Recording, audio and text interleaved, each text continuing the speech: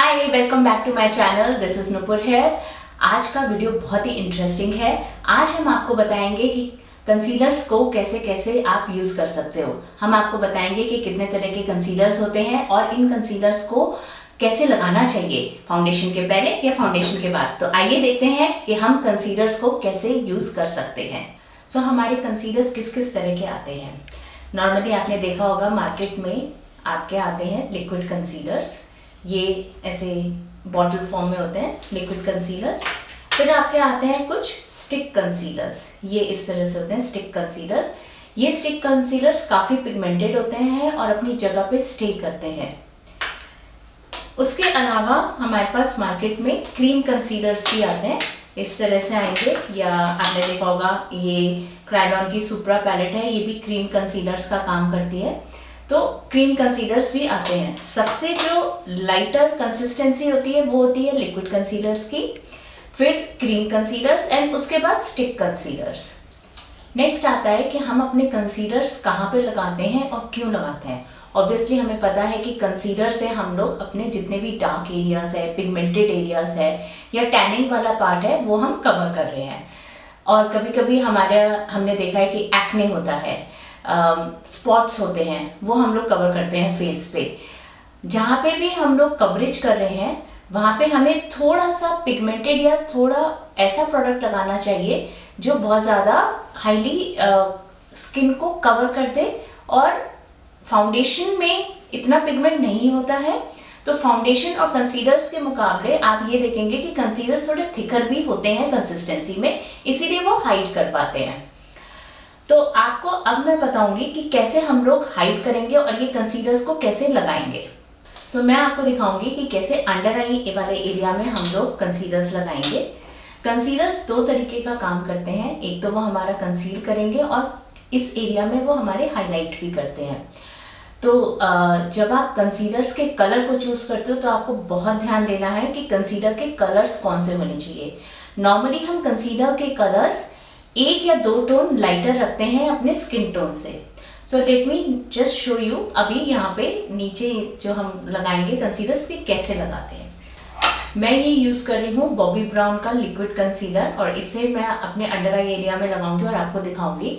एक चीज़ और आपको ध्यान रखनी है जब आप कंसीलर्स लगाते हैं, स्पेसिफिकली अंडर आई एरिया में, कि अंडर आई एरिया में आप देखेंगे फाइन लाइंस होती हैं बहुत ज़्यादा। इस एरिया को आप बहुत अच्छे से अपने मॉइस्चराइज कीजिए। मैं यूज़ करती हूँ अपनी क्रीम अंडर आई की, और अंडर आई क्रीम को बहुत अच्छे से इस एरिया में स्प्रेड करती हूँ। जब मैं इधर क्रीम लगाती हूँ तो मेरी जितनी भी फाइन लाइंस हैं वो अच्छे से सॉफ्ट हो जाती हैं, स्मूथ हो जाती है, और मेरा जो कंसीलर है वो अच्छे से स्प्रेड हो जाता है। ये आप लगाओगे और इसके बाद मैं अपने कंसीलर को स्प्रेड करूंगी। पहले मैं आपको दिखाती हूँ कि इस अंडर आई एरिया में हम कंसीलर कैसे अप्लाई करते हैं। कंसीलिंग के लिए ये छोटा ब्रश मैं यूज़ कर रही हूँ और ब्लेंडिंग के लिए छोटा ब्लेंडिंग ब्यूटी ब्लेंडर में यूज़ करूँगी।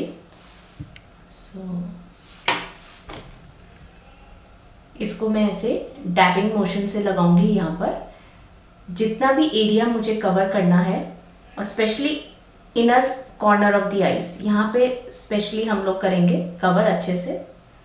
आईज के बहुत पास नहीं मैं लेके जाऊंगी, बट इसी तरह डैब करके मैं इसको कवर करूंगी।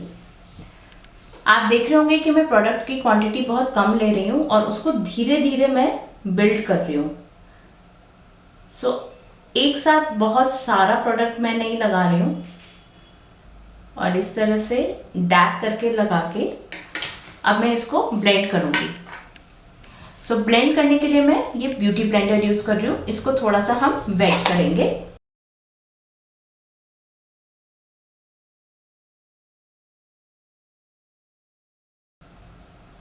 अगर आपके पास ब्यूटी ब्लेंडर नहीं है छोटा, तो आप अपनी फिंगर भी यूज़ कर सकते हैं इस तरह से।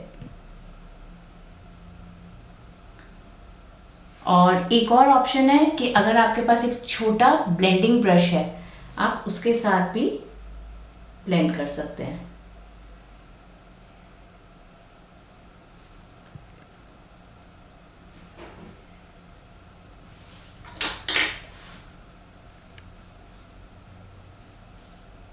सो beauty blender, finger and blending brush.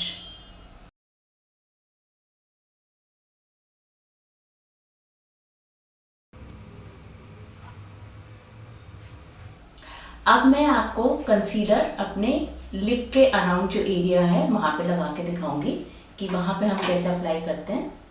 सो अभी मैंने अंडर आई के एरिया में डायरेक्ट ब्रश से लगाया था। अब मैं ये प्रोडक्ट डायरेक्ट फेस पे यहाँ लगा के और इसको अपने बड़े ब्यूटी ब्लेंडर के साथ ब्लेंड करके आपको दिखाती हूँ। ये मेरा एक बड़ा ब्यूटी ब्लेंडर है। अगेन इसको मैं अच्छे से गीला करूँगी एंड इससे मैं अब डैब करूँगी।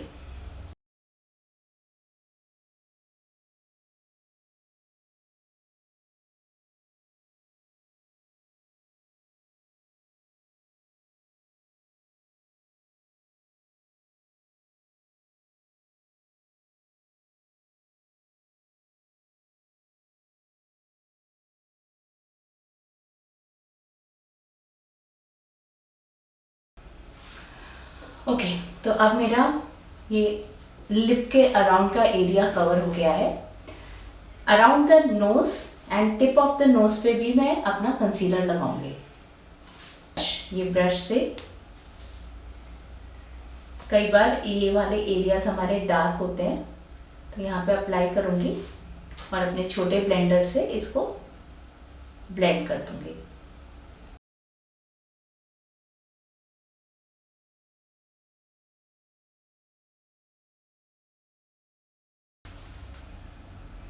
On the other side also.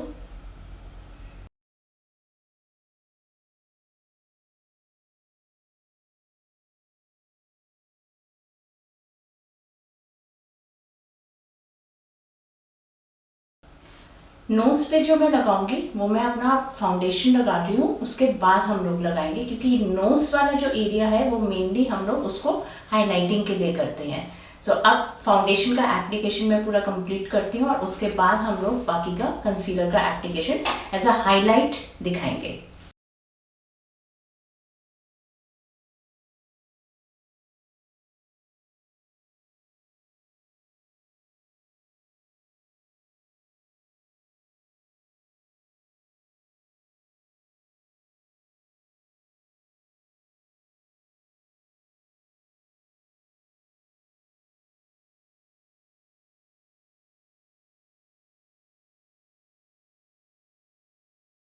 सो आपने जैसे देखा अभी मैंने पहले कंसीलर्स अप्लाई करा ताकि मेरे जितने भी डार्क एरियाज हैं वो हाइड हो जाए और उसके बाद मैंने फाउंडेशन को अप्लाई किया। कई लोग कंसीलर्स बाद में भी लगाते हैं फाउंडेशन के। सो अगर आपकी स्किन में ज़्यादा कुछ हाइड करने के लिए नहीं है तो आप कंसीलर्स बाद में भी लगा सकते हैं। अगर आपकी स्किन में डार्क सर्कल ज़्यादा है, पिगमेंटेशन ज़्यादा है तो आप कंसीलर्स पहले लगाते हैं। ऑल्सो आपको अगर एरिया को हाईलाइट करना है और आपका जो कंसीलर है वो आपका 2 टोन लाइटर है तो वो आपके कुछ सर्टेन एरियाज को हाईलाइट भी करता है, तब आप अपने कंसीलर्स को अपनी फाउंडेशन के बाद लगाएंगे। तो अब जैसे मैं आपको दिखा रही हूँ कि नोज पे मैं अब लगाऊंगी अपने कंसीलर को just to highlight and on the chin to just highlight. Third place on the forehead. So forehead, nose and chin पे अब मैं आपको कंसीलर लगा के दिखाऊंगी जो मैं स्पेसिफिकली हाईलाइटिंग के लिए इस्तेमाल कर रही हूँ।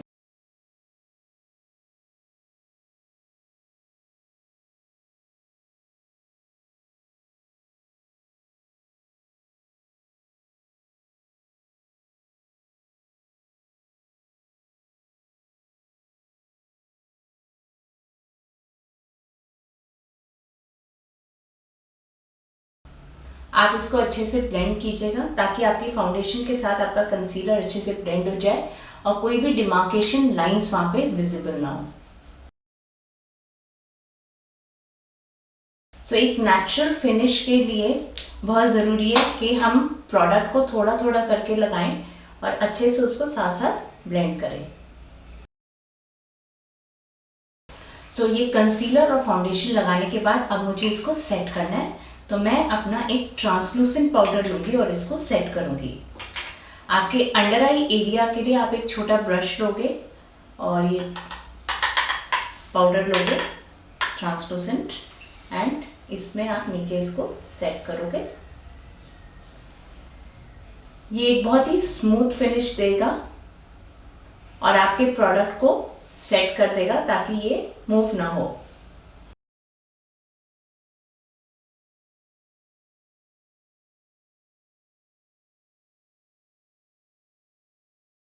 जब आप फुल फेस पे पाउडर लगाएंगे तो आप एक बड़ा पाउडर ब्रश यूज कर सकते हैं और आप फुल फेस पे पाउडर एप्लीकेशन करके इसको सेट कर दीजिए। आप देख रहे हैं मैं पाउडर भी बहुत कम क्वांटिटी में ले रही हूँ क्योंकि मुझे बहुत ही नेचुरल फिनिश पसंद है। मुझे ऐसा नहीं चाहिए कि एकदम स्किन मेरी बिल्कुल मैट हो जाए, या बहुत ज़्यादा पाउडर लगाने से कई बार आप देखते हैं क्रैक्स आ जाते हैं। तो मुझे एक बहुत ही नेचुरल फिनिश चाहिए, स्मूथ चाहिए, और मुझे चाहिए कि मेरा फेस पे स्टिकीनेस ना हो। आप जब ऐसे टच करेंगे और आपका अगर पाउडर लगा है तो वो स्टिकीनेस नहीं होनी चाहिए वहाँ पे। अब मेरा concealer, foundation and powder application तीनों रेडी है, सेट हो गया है, and now this completes my full base. So आपने देखा कि मैंने कैसे आपको एक लिक्विड कंसीलर लगा के दिखाया है। ये लिक्विड कंसीलर से हम दो चीज़ें कर रहे हैं, अपने डार्क एरियाज को हाइड कर रहे हैं, और फिर हम फाउंडेशन के बाद लगाते हैं और कैसे हम लोग हाईलाइट करते हैं एरियाज को। मैंने आपको शुरू में वीडियो में बताया था कि हमारे पास स्टिक कंसीलर्स और क्रीम कंसीलर्स भी होते हैं। नॉर्मली ये स्टिक कंसीलर्स और cream concealers professional makeup artist use करते हैं और ये बहुत थिक कंसिस्टेंसी में होता है, इनको स्प्रेड करना बड़ा मुश्किल होता है, तो रिकमेंड नहीं करते हम लोग कि आप डे टू डे लाइफ में जब आप मेकअप खुद करते हैं तो आप इसको यूज कीजिए। आई थिंक लिक्विड कंसीलर्स काफ़ी अच्छा काम करते हैं and we can very easily do our concealing with liquid concealers. So I hope आपको अब इस वीडियो में काफ़ी क्लियर हुआ होगा कि liquid foundations and liquid concealers को दोनों इकट्ठे कैसे लगाना है, और लिक्विड कंसीलर्स को हम फाउंडेशन के पहले और फाउंडेशन के बाद कैसे लगाते हैं। अगर आपको ये वीडियो अच्छा लगा तो please give a thumbs up and subscribe to our channel. I will see you again in my next video.